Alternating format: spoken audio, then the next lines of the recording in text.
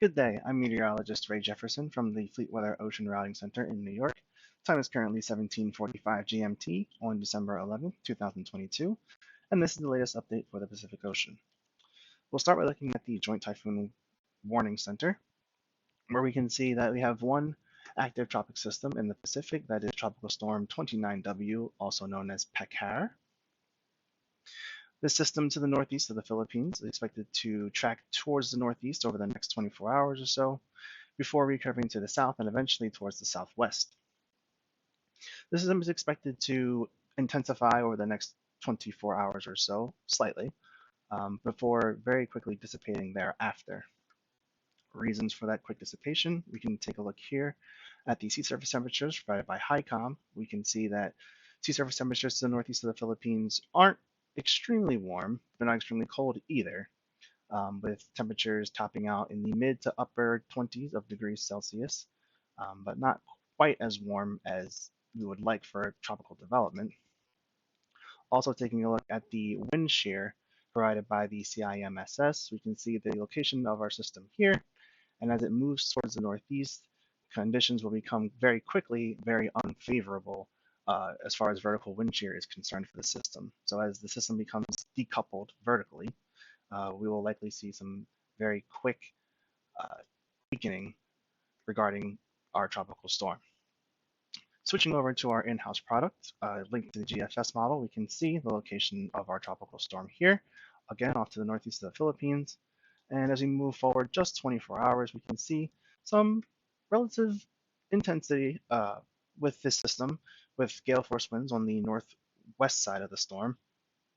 Winds are expected to top out at about 55 knots as the system intensifies over the next 24 hours or so. However, after those 24 hours pass into 13th at 0Z, we can see that our system very quickly falls apart, and by the 14th at 0Z, our system has completely disappeared.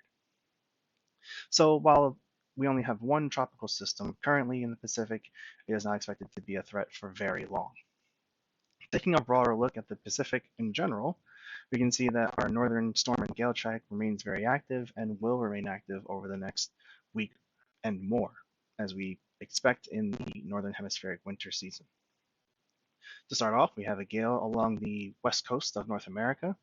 We can see some enhanced northerly winds with a tightened pressure gradient between said gale and a broad high pressure system just to the west of the system, generating some rough to very rough and even a pocket of high seas.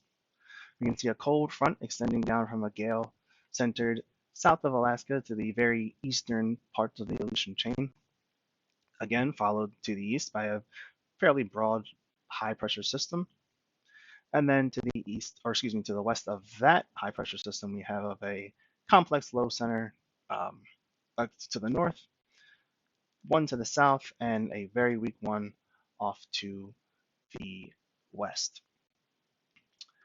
As we continue about 24 hours or so in time, we can see that our complex gale system has begun to split apart. Our northern gale going towards the Bering Sea, our southern gale going towards the central Pacific.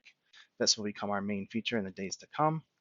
Our previously mentioned cold front has shifted further to the east, again developing its own cutoff low, which will become a factor over the next 24 hours. And our gale along the west coast of the United States just sliding south down the coast. Again, jumping ahead 24 hours, we can see that our cutoff low has now developed into a gale system, which will be the prominent gale system in the eastern Pacific over the next 24 hours or so.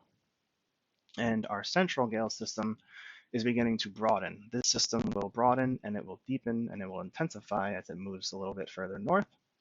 And off of Russia, we have a new low pressure system which will swing to the northeast into the Sea of Okhotsk and give us a bookend storm on the western Pacific. And here we are 24 hours later, the 14th at 12Z, we can see our broad now storm force system in the central Pacific. And this system, coupled with our gale system, again, to the northern parts of the Sea of Okhotsk, will begin to block these northern Pacific routing lanes. Not unexpected with winter in the northern hemisphere, GC routes across the Pacific are usually not the best of ideas, and most routes we will see, if they're coming from, let's say, North America, will swing to the south before then following a rum line route across the Pacific. The same would go from many routes from the northern Pacific. They will likely dive south, or maybe from China, they will come south and rum line across the Pacific before again turning north towards their destination. Um, these two systems, again, will become relatively stationary by the 15th at 12Z, but we can see that they are very broad and causing a very large area of adverse conditions, very rough to high seas in both locations, as well as gale to storm force winds.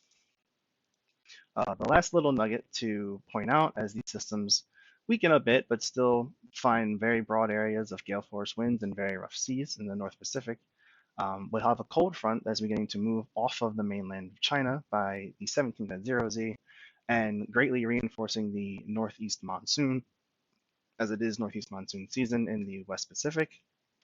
And we could very well see strong gale force, northeasterly winds developing along the East China Sea and into the South China Sea, and even as far north as the Yellow Sea, also generating some rough to very rough seas along with those winds as this new low pressure system begins to move across Japan.